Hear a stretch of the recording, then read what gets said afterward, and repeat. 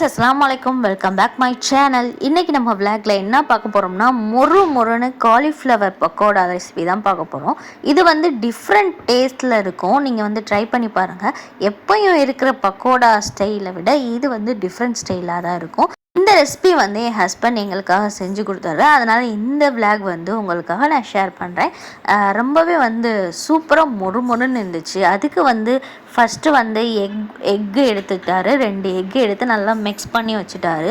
அடுத்து வந்து bread crumbs வந்து தேவைப்பட்டனால 2 ப்ரெட்டையும் நல்லா வந்து மிக்ஸி ஜாரில் போட்டு அரைச்சி எடுத்து வச்சுக்கிட்டாரு.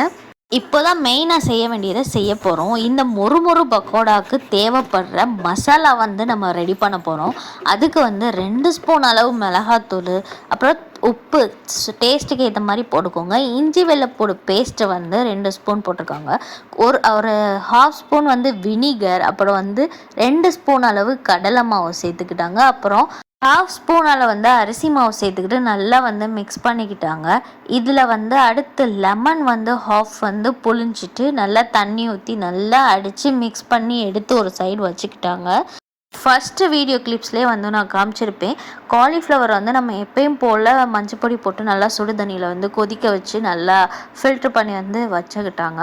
அடுத்த ஸ்டெப்பு வந்து மசாலா டிப் பண்ணிவிட்டு, அப்புறம் வந்து எக்கில் டிப் பண்ணிவிட்டு, அப்புறம் பிரெட் க்ரம்ஸில் டிப் பண்ணுறது தான். அது எப்படி டிப் பண்ணுறாங்கன்னா, ஃபஸ்ட்டு மசாலாவில் வந்து டிப் பண்ணி எடுத்துட்டு, அடுத்து வந்து பிரெட் க்ரம்ஸில் போட்டு எடுத்துகிட்டு திருப்பி எக்கில் போட்டுட்டு, அடுத்து வந்து பிரெட் க்ரம்ஸில் வந்து நல்லா முக்கி எடுத்துட்டு எண்ணெய் காய வச்சு கொஞ்சம் கொஞ்சமாக போட்டு எடுத்துடணும். பிரெட் க்ரம்ஸ் போட்டிருக்கனால மீடியம் ஃப்ளேம்லேயே வச்சு நல்லா வந்து பொரிச்சு எடுத்துக்கோங்க. ஃப்ரை பண்ணி ஃப்ளேமில் வச்சோம்னா சீக்கிரமாகவே அது வந்து கருகிரும்.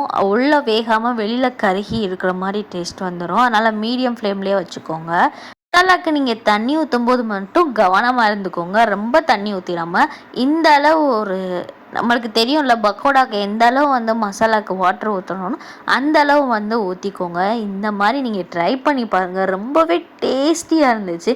மொறு பக்கோடா உங்களுக்கு வேணும்னா இந்த மாதிரி ட்ரை பண்ணி பாருங்கள். என் ஹஸ்பண்டோட சிக்னேச்சர் ஃபுட்டுன்னு இதுவும் ஒன்று சொல்லலாம் அப்படின்னு கூட இருந்துச்சு. ஏன்னா அவ்வளோ டேஸ்ட்டாக இருந்துச்சு.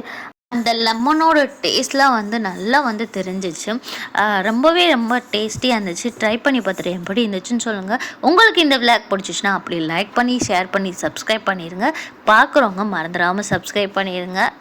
இன்னொரு நல்ல ரெசிபியோட நெக்ஸ்ட் விளாகில் வந்து நம்ம சந்திப்போம். இந்த ரெசிபி வந்து கண்டிப்பாக ட்ரை பண்ணி பாருங்கள். ரொம்பவே நல்லா இருந்துச்சு. ட்ரை பண்ணி பார்த்துட்டு என் ஹஸ்பண்டோட ரெசிபி எப்படி இருந்துச்சுன்னு கமெண்ட் செக்ஷனில் வந்து எனக்கு கமெண்ட் பண்ணுங்கள். வந்து ஒரு நல்ல ரெசிபியோட நம்ம சந்திப்போம். Bye bye. அஸ்ஸலாமு அலைக்கும்.